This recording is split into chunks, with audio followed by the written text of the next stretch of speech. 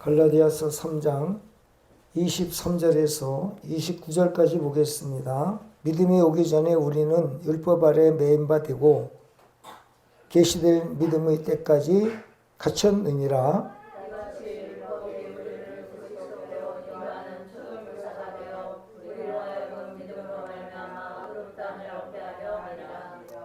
믿음이 온 후로는 우리가 초등교사 아래에 있지 아니하도다.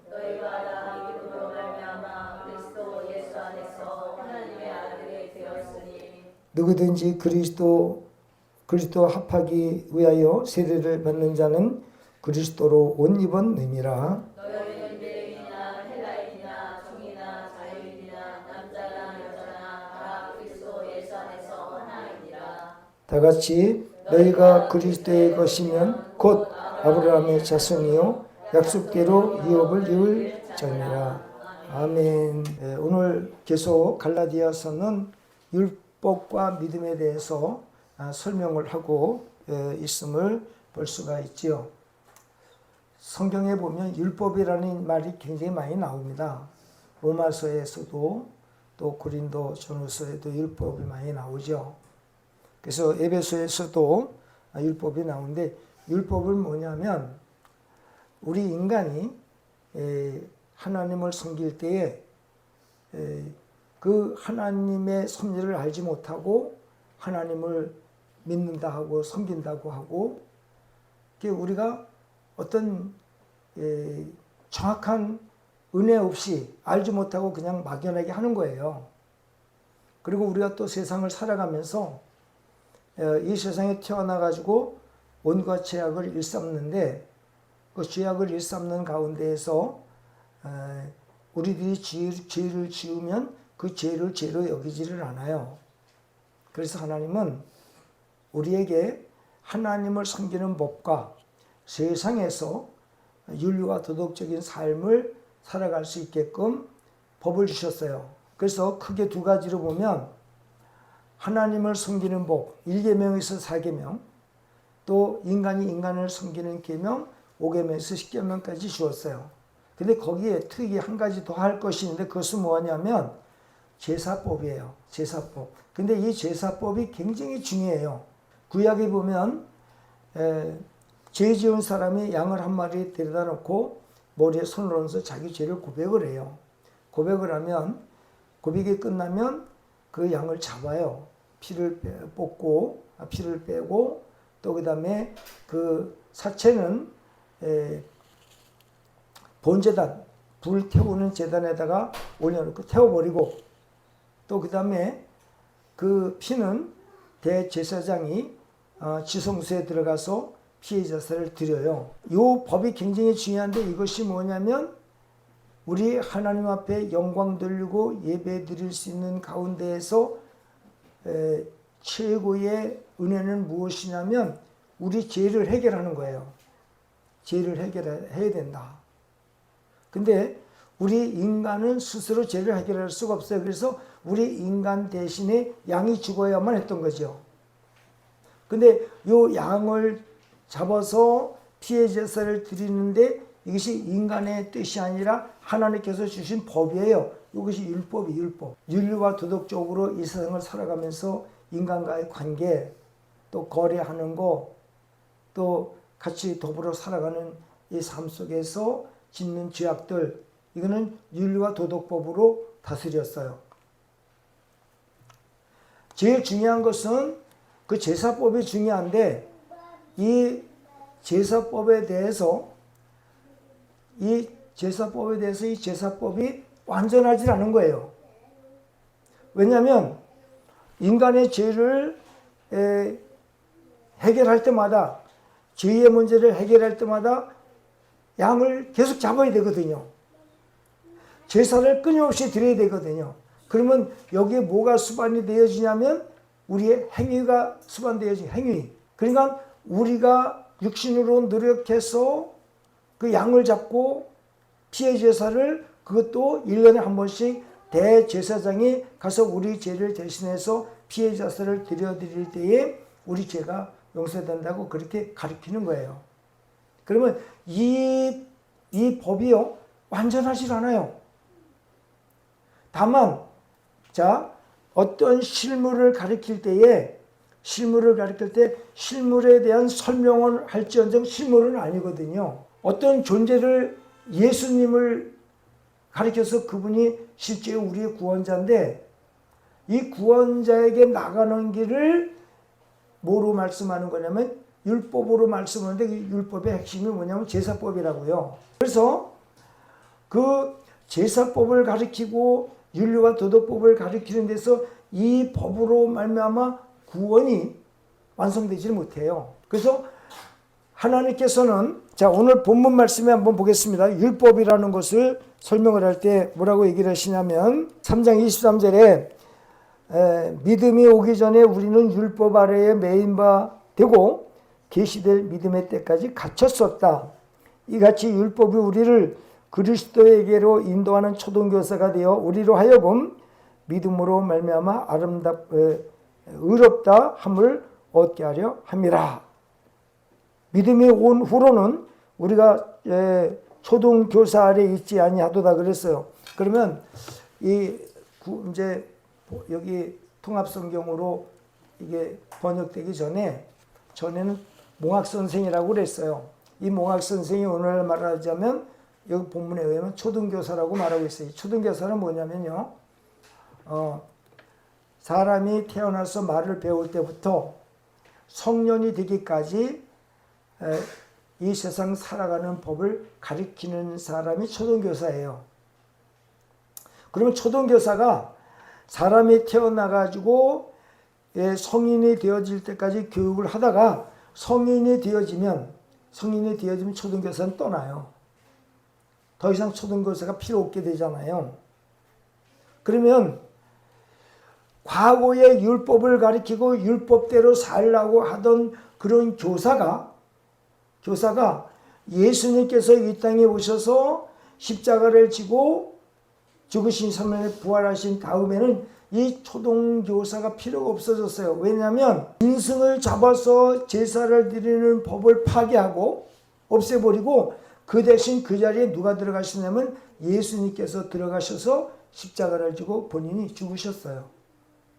그러면 자 너무 중요한 얘기입니다. 뭐냐면 율법 아래에서 율법대로 살던 인간이 율법을 폐기해버리니까 제사법을 폐기하니까 그때는 어떤 법이 성립이 되냐면 믿음의 법이 성립이 되는 거예요. 그러니까 행위의 법에서 믿음의 법으로 죄가 용서되게끔 만들었다는 거죠. 그래서 지금 우리가 예수 그리스도를 믿고 구원받는 것은 내가 올바로 잘 살아서 말씀에 순종해서가 아니라 믿음으로 구원이 되는 거예요. 행위는 그래서 여러분 안식일과 월삭과 뭐 절기 이런 것들을 호세아서 2장 11절에 폐할 것을 예언하셨어요. 예언하시고 신약에 들어와서 요거를 확정지어서 말씀한 내용이 있는데 이 내용이 어디냐면 골로새서 2장 16절 17절 한번 보겠습니다. 다 같이 한번 읽어보겠습니다. 시작. 그러므로 먹고 마시는 것과 절기나 초하루나 안식일을 이유로 누구든지 너희를 비판하지 못하게 하라. 이것들은 장래일의 그림자이나 몸은 그리스도의 것이니라.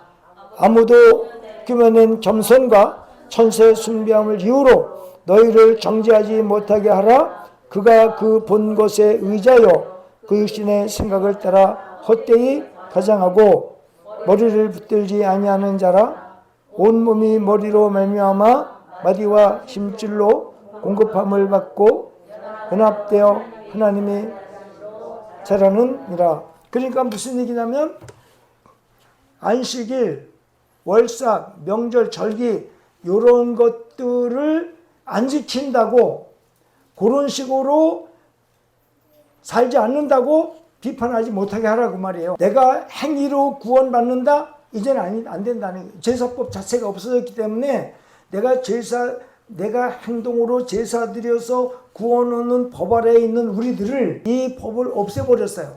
제사법을.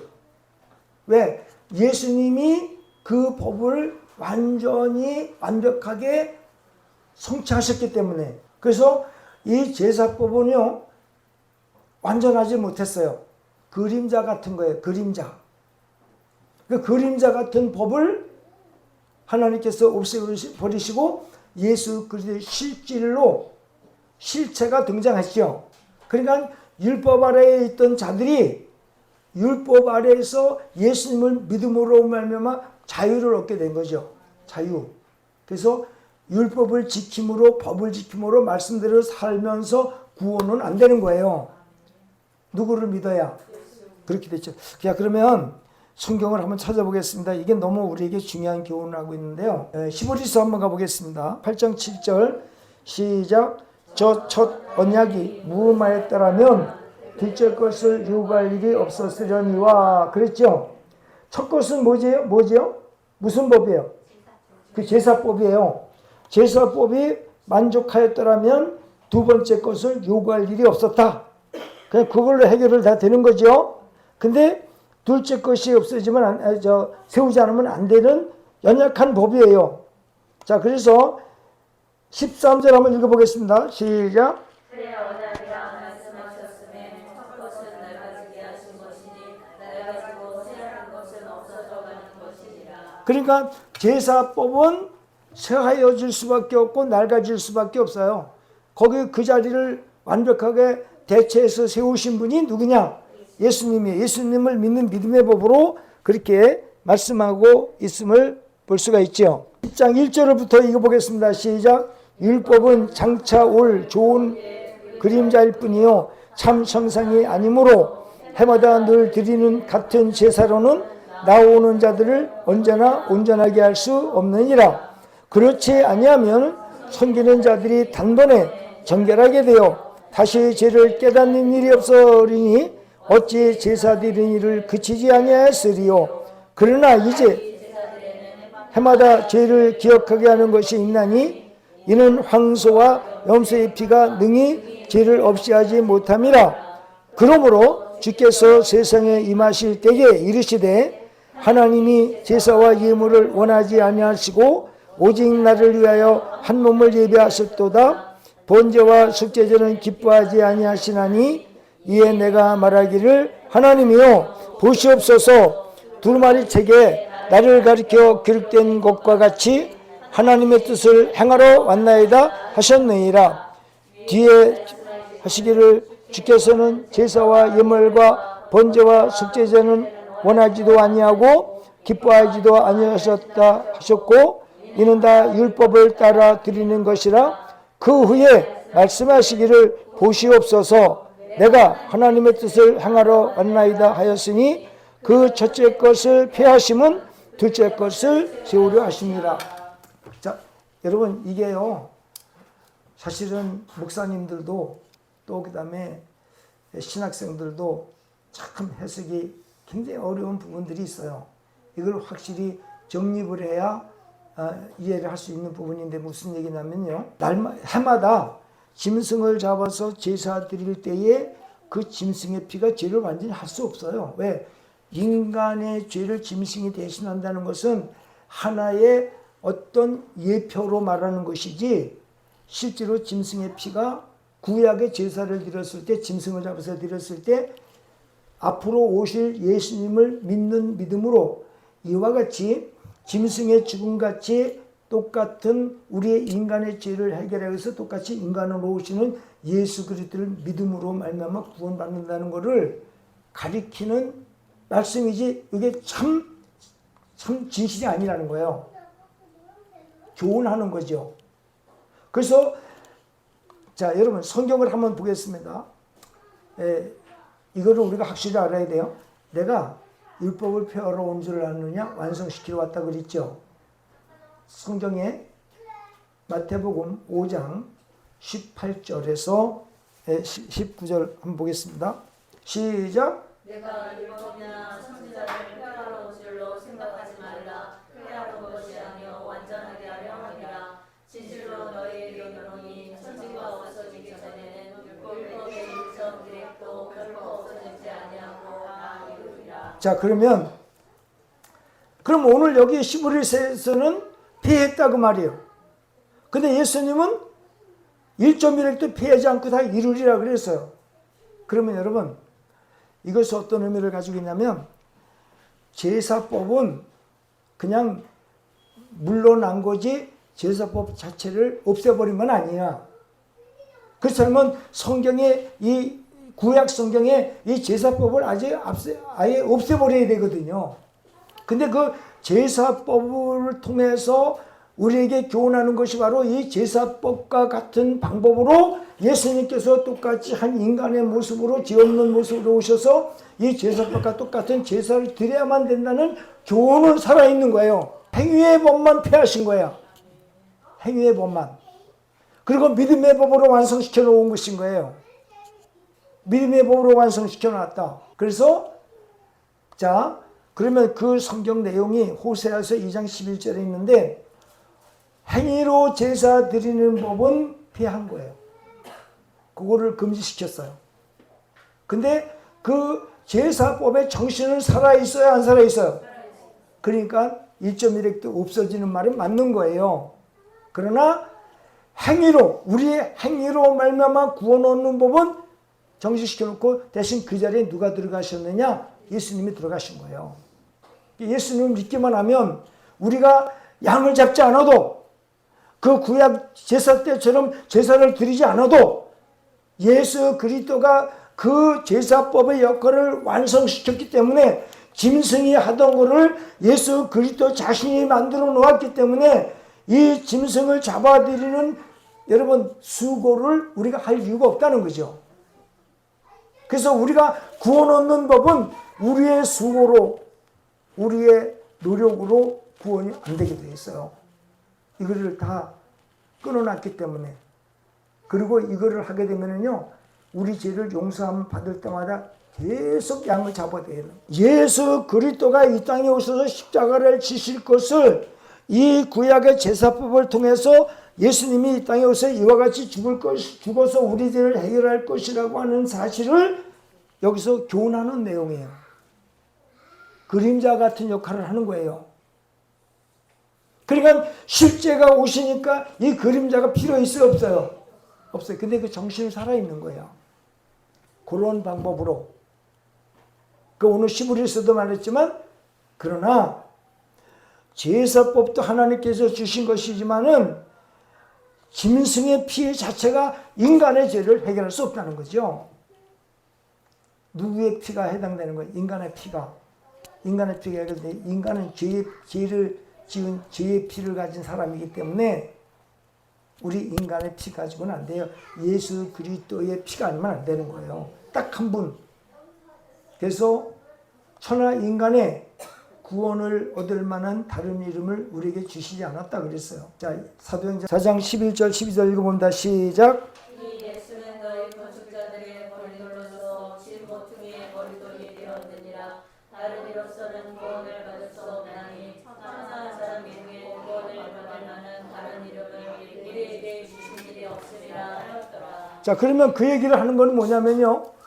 우리 엄마 아빠를 통해서 이 세상에 태어난 모든 인간들은요 한결같이 다 죄인이죠. 우리 인간의 아버지의 씨를 받아 이 땅에 태어난 모든 인간은 다 믿지 않는 죄를 짓고 나오죠. 우리 인간은 로마서 3장 10절에 보면 의인은 없는 하나도 없다고 그랬어요. 그래서 우리 인간 모두는요 이 세상에 뭐 신천지 이만이라든지 뭐 이재록이라든지 뭐 이재록이는 그 시골에 가서 몸을 다쳤는데 음울물을 퍼마시면서 죄악의 피는 빠져나가고 죄 없는 그 피가 만들어졌기 때문에 본인은 죄가 없다고 그랬어요. 죄가 피요? 피? 그건 아니잖아요. 그리고 아니 인간의 피가요 죄 있는 피가 빠져나가 가지고 생수를 마시니까 그 생수의 물이 죄 없는 피가 돼야 안 돼요. 그렇게 그런다니까요. 속으면 안 되는 거예요. 여러분 우리에게요 이 세상에 인간으로 태어난 사람 중에 딱 한 분 예수님만이 그 자격이 되는 거예요. 다른 사람 자격이 안 돼요. 예수님은 하나님 자신이었고 하나님이 성령에 의해서 그 영이 이 땅에 마리아 태에 들어가셨고 넣으셨고 마리아 태에서 들어간 생명이 예수의 생명이 형질을 입은 거예요. 예, 형질을 입었을 때 우리 인간은요. 자, 어머니의 태가 있어요. 태가 있는데 인간이 남자의 씨를 받아서 인간의 생명이 여기 태에 들어올 때에 인간은 그 자체가 죄에 가두어진 상태로 이 땅에 들어오기 때문에 그 생명이 어머니의 태에 딱 착상하는 순간에 인간은 믿지 않는 죄에 가두어져서 들어오는 거예요. 가두어져 들어온다는 게 뭐냐면 믿지 않는 죄에 가두어진 거예요. 그래서 인간은 육신을 입는 거예요. 그 성경에 그것을 어디서 얘기를 하냐면 시편 51편 5절에 보면 내가 죄악 중에 출생하였으며 우리 어머니가 모태에서 죄악 중에 잉태하였나이다 그랬거든요. 그러면 인간은 이 땅에 태어나기 이전부터 태어나는 순간에 우리 인간은 무슨 죄가 있어요? 믿지 않는 불신앙죄가 있는 거예요. 그렇기 때문에 모든 인간은 죄인이에요. 그러니까 죄인된 인간이 죄를 해결할 수 없어요. 그러니까 예수님만이 하늘에서 이 땅에 그 예수님의 생명 자체가 죄가 없으실 뿐만이 아니라 그 죄 없는 예수님의 생명체를 이 지구상의 죄악이 그 생명을 죄로 가둘 수 없는 그 능력의 빛으로 이 땅에 오신 거예요. 그 예수님의 빛은 어둠이 그를 가릴 수 없어요. 그래서 요한복음 1장에 보면 세상에 예수님 빛으로 오셨다고 그랬죠. 어둠이 가릴 수가 없어요. 인간만 그리 되는 거예요. 그러니까 예수님은 그 영이 나레테 착상에 들어오실 때 죄가 없어요. 탄생하실 때도 믿지 않는 죄가 없죠. 예수님만. 그리고 예수님은 육신의 인생을 살아가실 때에 예수님은 단 한 건의 죄도 짓지 않으셨거든요. 그러니까 예수님은 영적인 믿지 않는 죄와 육으로 짓는 죄가 단 한 개도 없어요. 그러니까 예수님만이 정결하신 분이에요. 그분이 인간을 대신해서 용서하실 수 있는 그 자격이 예수님 한 분에게만 해당하는 거예요. 그런데 예수 외에는 인간을 구원할 길이 단 한 길도 없어요. 별의별 인간들이 내가 예수다 무슨 뭐 별소리를 다 해야 되지만은요 의미 없어요. 그 신천지 교주는요 여러분 요한계시록 22장 한번 보겠습니다. 16절을 한번 보겠습니다. 22장 16절 한번 보겠습니다. 자, 읽어보겠습니다. 시작. 나 예수는 교회들을 위하여 내 사자를 보내어 이것들을 너희에게 증언하게 하였노라. 나는 다윗의 뿌리요 자손이니 곧 광명한 새벽별이라 하시더라 그랬어요. 여기서 보면은요, 요거를 어떻게 해석을 했냐면, 나 예수는 교회들을 위해 내 사자를 보내요. 그런데 이 사자가 이만이라는 거예요. 이만희 회장이라는 거예요. 근데 여기 원어를 보니까요, 안겔로스요. 안겔로스는 누구예요? 천사를 말해요. 원어가 그래요. 원어가. 그 천사야 아니에요. 그분이. 천사 아니에요. 인간이요. 근데 이거를 자기한테 해석 지어가지고 자기가 구원자 대표로 해서 자기 중심으로서 구원이 이루어진다고 이런 소리를 하는 거예요. 자기 아니면 안 된다고. 그러니까 우리가 모르니까 이게 당하는 거예요. 이 세상에 천하 인간의 구원을 얻을 만한 이름은 누구밖에 없어요? 예수님밖에 없어요. 그래서 예수 그리스도를 믿으면 구원이 되고 그렇지만 되질 않아요. 그러니까 오늘 여기 본문에서 지금 이거를 우리에게 교훈해 주는 거예요. 사도 바울이 속았던 게 뭐냐면, 자, 에베소서 2장 15절을 한번 찾아보겠습니다.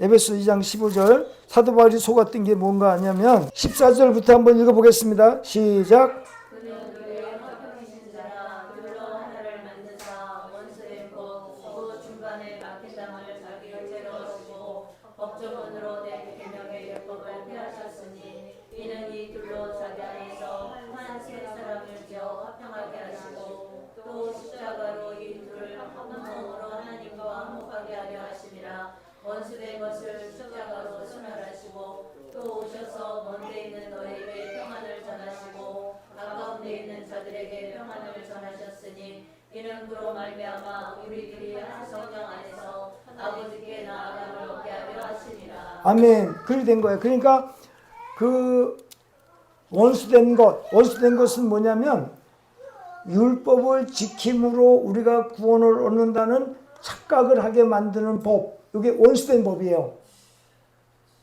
그러니까 여러분, 이 세상에 태어난 인간들이요, 착하게 살아서 내가 아무런 죄도 짓지 않고 살아서 예수님을 안 믿어도 살면 구원이 된다는 이런 얘기는 안 통하는 거예요. 왜? 인간에게는 행위의 죄 이전에 영적인 죄, 내 생명에 하나님을 안 믿는 죄가 이미 성립되어 있어요. 이 세상에 태어나는 순간부터. 그게 안 되는 거예요. 그래서 인간 자체가 이 땅에서 아무리 옳은 인생을 산다 하더라도 그 인생은 구원 자체가 될 수 없어요. 누구를 믿어야만? 예수. 여러분, 구원은 두 가지 종류예요. 영이 구원되어야 되고요. 영은 생명이 구원되어야 되고, 둘째는 육체가 구원되는데, 육체는 구원의 완성이 부활이요. 육체의 구원의 완성이 부활이고, 이 생명의 그 완성은, 생명의 구원의 완성은 예수를 믿음으로 영이 믿지 않는 죄에서 해방되는 거예요. 이것이 해결이 돼야 돼요. 그렇지 않으면 구원 자체가 있을 수 없어요. 그래서 오늘 사도 바울이 그 갈라디아서 여기에서 그런 말을 지금 하고 있음을 알 수가 있는 것이죠. 좀 더 본문으로 들어가 보겠습니다. 자, 그러면 우리에게는 이제 초등교사가 필요 없어요. 그래서 26절에 너희가 믿음으로 말미암아 그리스도 예수 안에서 하나님의 아들이 되었으니 누구든지 그리스도와 합하지 위하여 세례를 받은 자는 그리스도 온유받. 여기 그리스도 그 27절에 보니까 누구든지 그리스도와 합하기 위하여 세례를 받은 자는 그리스도의 옷 입었느니라. 근데 여러분 여기 세례는요, 세례는 물 세례를 말하는 게 아닙니다. 물 세례를 말하는 게 아니라 요 세례는 어떤 세례냐면 로마서 6장 3절을 한번 가보겠습니다. 6장 3절 읽어보겠습니다. 시작.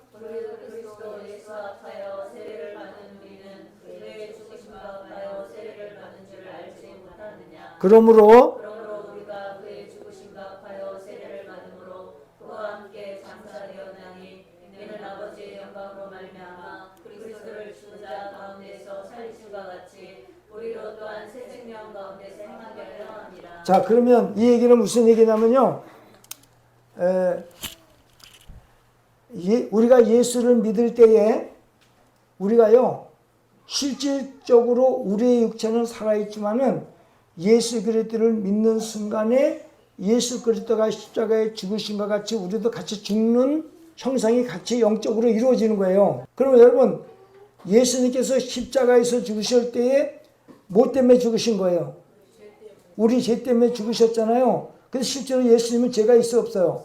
없지요. 그러면 우리가 지금 이 내용은 무엇을 우리에게 말하냐면 예수님께서 십자가에 우리 죄를 위해서 죽으신 것은 우리가 예수 그리스도를 믿을 때 우리 영의 죄를 위해서 예수님께서 죽은 것 같이 우리도 같이 십자가에서 죽은 거예요. 죄 때문에 같이 죽는 게 되는 거예요.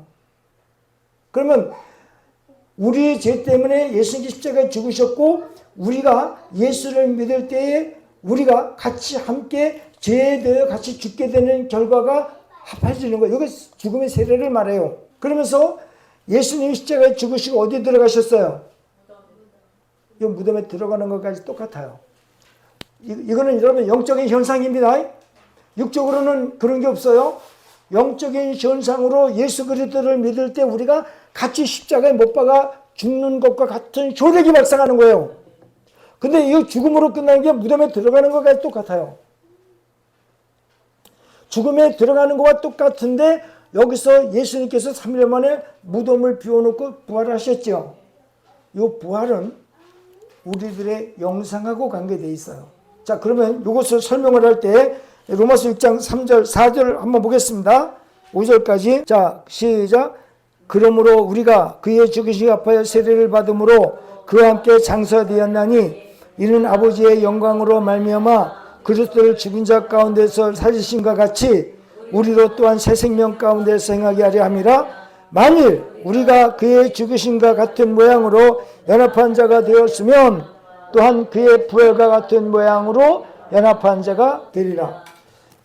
너무 중요한 얘기라고 하는데 뭐냐면 저와 여러분들이 예수님을 믿어요. 믿고 예수님과 함께 십자가에 못 박혀 죽어요. 장사같이 돼요. 그러면 예수님이 무덤에 십자가에서 죽고 장사가 되었었잖아요. 그럼 우리도 함께 여기 있어요. 예수님이 살아나셨어요? 안 살아나셨어요? 부활하셨어요. 그 부활하면 자동적으로 이 부활이 예수님 부활과 내 부활하고 같은 역사를 하고 있는데 우리는 그때 어떤 게 일어나냐면요. 예수님 무덤 속에 갇혀 있었잖아요. 그러면 이때까지도 우리의 죄악 때문에 예수님이 죽으시고 무덤에 갇혀 있는 상황에서 우리도 같은 효력이 무덤에 갇혀 있는 것이 똑같이 되는데 예수님의 부활과 우리 영이 믿지 않는 자에게 가두어진 상태에서 거듭나는 거하고 예수님의 부활과 같은 의미를 가지고 있어요. 예수님의 부활함과 우리가 영이 죄악에 가두어졌던 영이 그 죄가 물러가고 예수님의 부활을 우리가 믿으면서 이 영이 거듭나요. 믿지 않는 죄에서 해방이 되는 거예요. 이 얘기가 어디 있냐면요. 자, 베드로전서 1장 3절 한번 읽어보세요. 그러면 이거 지금 현재 여러분들이 공부하는 이게요. 아무것도 아닌 것 같아요. 여러분이 영이 성장하지 않으면요. 축복도 없어요. 여러분이 영이 성장하면은요. 귀신들이 여러분을 공격을 못하게 돼 있거든요. 그래서 이거 가르치는 거예요. 이 지식이 없으면요. 귀신한테 당한다니까. 자, 베드로전서 1장 3절 읽어봅니다. 시작. 우리 주 예수 그리스도의 아버지 하나님을 찬송하리로다. 그의 많으신 긍휼대로 예수 그리스도를 죽은 자 가운데에서 부활하게 하심으로 말미암아 우리를 거듭나게 하사 산 소망이 있게 하시며 썩지 않고 더럽지 않고 쇠하지 아니하는 유업을 있게 하시나니 곧 너희를 위하여 하늘에 간직하신 것이라. 자, 그러면요 여러분, 자 지금 이제 여러분에게 질문을 하나 할게요. 여러분 거듭났어요? 안 났어요? 확실해요? 에이. 십자가에서 같이 못 박혀 죽었어요? 무덤에 장사되었어요? 그거 믿어요? 예수님 부활은? 믿죠? 그러면 여러분의 영은 믿지 않는 데서 해방된 거예요. 산 영이 된 거예요. 이 영이 하늘의 소망을 두는 거예요. 하늘 가서 살 수 있는 자격을. 그러니까 여러분 이건 무슨 얘기냐면요. 영이 믿지 않는 죄에 가둬서 출생을 하면요. 이 믿지 않는 죄가 영에서 떠나가지고 영이 출생을 하면요. 지옥문이 다 닫히는 거야. 천국문만 열리게 돼 있는 거예요. 할렐루야. 여러분 이 거듭난 영은 의미에 들어갈 수 있는 길이 다 막아놓은 거야. 하나님이. 지옥 심판도 다 막아놓은 거야. 이 영의 거듭난 영은 천국에 들어갈 수 있는 문을 활짝 다 열어가지고 언제든지 올라갈 수 있는 거예요. 이 지옥문 한번 영이 출생을 하면 지옥문 완전히 다 100% 철통같이 막아놨어요. 가서 우리가 두들겨서 들어가려고 못 들어가게 돼 있어요. 이 거듭나면 이래서 위대한 거예요. 저와 여러분들은 이 땅에서 잠시간 살다가 이 믿지 않는 죄가 그들에 있으면 지옥문이 활짝 열고 하늘문이 닫혀 있는 거고 이 영이 거듭나지 않은 사람은 지옥문이 열려서 지옥으로 들어가는 자가 많다고 그랬어요. 근데 예수 믿는 사람들이 구원받을 사람이 그렇게 많지 않아요. 정말로. 왜 그런지 아세요? 요즘에 이상한 사람들이 많이 나와서 막 거짓 기적으로 막 얘기하는데 저기 마태복음 하나 찾아볼게요. 7장 21절. 이 거듭남이라는 게 얼마나 중요한지 여러분 아셔야 됩니다. 21절에서 23절까지 읽어보겠습니다. 시작. 나더러 주여 주여 하는 자마다 다 천국에 들어갈 것이 아니요 다만 하늘에 계신 내 아버지의 뜻대로 행하는 자로 들어가리라. 그날에 나더러 이르되 주여 주여 주의 이름으로 귀신을 쫓아내며 주의 이름으로 많은 권능을 행하지 아니하였나이까 하리니 그때 내가 그들에게 밝히 말하되 내가 너희를 도무지 알지 못하니 불법을 행하는 자들아 내게서 떠나가리라 하라라. 자, 7장 13절 한 번 더 읽어보고 14절까지 시작. 좁은 문으로 들어가라. 10명의 문으로 인도하는 문은 크고 그 길이 넓어 그리로 들어가는 자가 많고 생명으로 인도하는 문은 좁고 길이 협착하여 찾는 자가 적음이라. 여러분, 주여 주여 한다고 천국 가는 게 아니에요.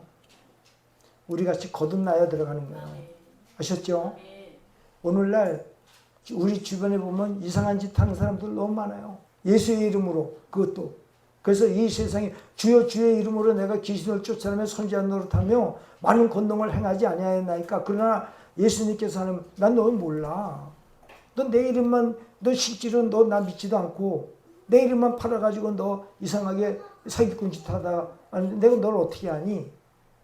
뭐한 사람? 거듭나지 않은 사람. 여러분, 우리가 진리의 핵심은요, 병들은 사람이 병이 낫는 거, 가난한 사람이 부자 되는 게 핵심이 아니라 진리의 핵심은 예수 그리스도가 나의 죄를 십자가에 지고 13일 만에 부활하신 게 진리의 핵심이에요. 그보다 핵심이 없어요. 그것만 확실히 믿으면 여러분 우리는 걱정할 게 없는 거예요. 오늘 아침에 주신 말씀처럼은요. 그리고요, 요즘에 종말의 시대가 다가오면 어떤 일이 일어나는지 아셔야 됩니다. 자, 성경 하나 또 찾아보겠습니다. 데살로니가후서 2장, 종말의 때가 오면 어떤 일들이 일어나는지 거기서 우리에게 자세히 교훈하고 있어요. 데살로니가후서 2장 8절에서 12절까지 읽어보겠습니다. 시작. 그때에 불법한 자가 나타나리니 주 예수께서 그 입의 기운으로 그를 죽이시고 강림하여 나타나심으로 피하시리라. 악한 자의 나타남은 사단의 활동을 따라 모든 능력과 표적과 거짓 기적과 불의의 모든 속임으로 멸망하는 자들에게 있으리니 이는 그들이 진리의 사랑을 받지 아니하여 구원함을 받지 못함이라. 이러므로 하나님이 미혹의 역사를 그들에게 보내사 거짓것을 믿게 하심은 진리를 믿지 않고 불의를 좋아하는 모든 자들로 하여금 심판을 받게 하려 하심이라. 그렇게 되어 있어요. 기적 따라다니면 안 됩니다. 말씀 따라다녀야 돼요. 예수의 이름으로 승리하기 바랍니다. 이거 아니면 답이 없어요. 속는 거예요. 그래서 여러분, 우리가 신앙생활 정말 좁은 길이에요. 좁은 길. 여러분, 멸망하는 길은 편해요. 근데 들어가는 사람이 너무 많은 거예요. 그리고 이 가짜들이 얼마나 마지막 때에 득세를 해가지고 역사를 하냐면요, 야, 저런 일이 일어나네, 죽었던 사람이 살아나네, 뭐 별의별 일이 다 일어나네, 이런 식으로 여러분 포장을 해가지고 그들한테 사람을 확 끌어모아요. 그리고 진리가 없어요. 그들에게는 그 표정만 증거하죠.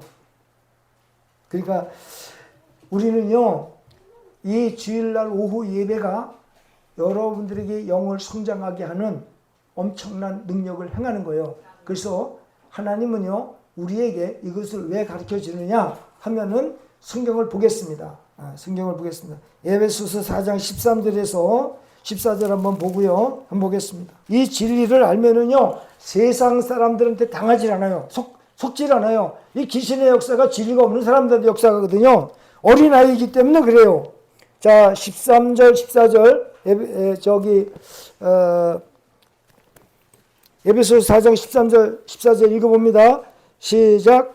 우리가 다 하나님의 아들을 믿는 것과 하나님의 하나가 되어 온전한 사람을 이루어 그리스도의 장성한 분량이 충만한 데까지 이르리니 이는 우리가 이제부터 어린아이가 되지 아니하여 사람의 속임수와 간사한 유혹에 빠져 온갖 모든 풍조에 들려 노동하지 않게 하려 합니다. 그러니까 여러분, 이러한 그 세상에 속는다는 거예요. 우리가 미혹당하는 거예요. 그래서 하나님은 뭐라고 우리한테 얘기를 하시냐면요, 히브리서 5장 11절에서 6장 2절까지 읽어보겠습니다. 하나님은 우리에게 뭐를 요구하시냐면, 자 보세요. 히브리서 5장 11절. 그래서 여러분들에게 제가 이 주일날 오후에 이 말씀을 중심으로 해서 가르치는 겁니다. 이 말씀 모르면요, 어린아이로서 당합니다. 자, 11절에서 6장 2절까지 시작. 너희 세대에 관하여는 우리가 할 말이 많으나 너희가 듣는 것이 둔함으로 설명하기 어려우니라. 때가 오래되었으므로 너희가 마땅히 선생이 되었을 터인데 너희가 다시 하나님의 말씀의 초보에 대하여 누구에게서 가르침을 받아야 할 처지이니 하나는 음식은 못 먹고 젖이나 먹어야 할 처지가 되었도다.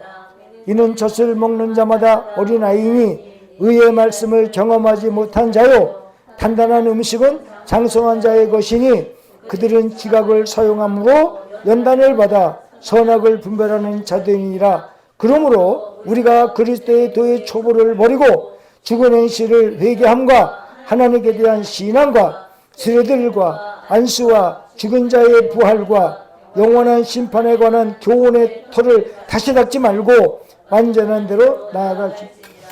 여러분, 우리나라의 기독교인들이요, 나의 죄를 위해서 예수님 십자가에 죽고 예수 믿어 구원 얻는다는 것은 누구든지 다 알고 있어요. 거기에 머물고 있는 거예요. 예수 믿으면 천국 간다. 그리고 안수와 세례 요거밖에 몰라요. 그러니까 그 사람들은요, 신앙생활 50년 했어도 영은 어린 거예요. 어리기 때문에 당하는 거예요, 마귀한테. 그래서 오늘 이 히브리서 6장에서는 야, 너희들 거기서 머물지 마라. 그것을 다시 거론하지 말고, 그것은 기초니까 기초에 머물지 말고 완전한 대로 나오라고, 생각지도 말라고, 그리고 나오라는 거예요. 이제는 너희들이 신앙생활 50년 했으면 50살에 맘먹는 어른이 되어 있어야 되는데, 신앙 경력은 50년인데 이제 나이는 5살밖에 먹지 않은 어린아이 수준이니 너한테 뭘 주겠냐, 이런 얘기를 하는 거거든요. 영이 어리면 안 된다니까요. 여러분, 이것을 제가 하나님의 말씀으로 영이 이게 성장을 하면서 보니까 다 이 우리나라 기독교인들이요, 물은 몰라요. 그저 예수 믿고 구원 얻는 거, 세례, 안수, 그밖에 몰라요. 내가 죽으면 천국 간다는 밖에. 그러면 이 세상한테 당한다니까요. 주일날 오후에 여러분들이 가르치는 이 말씀이요, 여러분의 영이 정말 좋은 보약보다도 더 좋은 보약 먹는 거예요, 영이. 우리의 육은 육신의 음식을 먹어야 살지만, 성장하지만, 영은요, 말씀 먹어야 영이 성장하는 거예요. 자라는 거예요. 그렇기 때문에 이 시간이 굉장히 중요한 줄로 믿습니다. 예, 그래서 오늘도 이렇게 시간이 좀 걸렸지만 말씀 전한 거예요. 사실 이거를요, 10시간, 20시간 막 해야 돼요. 실제로는. 그러니까 이거 듣고 뭐 알겠냐고요. 저 같은 경우는 저도 옛날에 깨닫지 못하던 것들 하나하나 이렇게 해보니까 기가 막히더라고요. 여러분들 앞으로 이 주일날 오후 예배, 오전 예배도 뭐 너무 중요하지요. 근데 오후 예배 말씀 배울 때 여러분의 영이 성장하는 줄 믿습니다.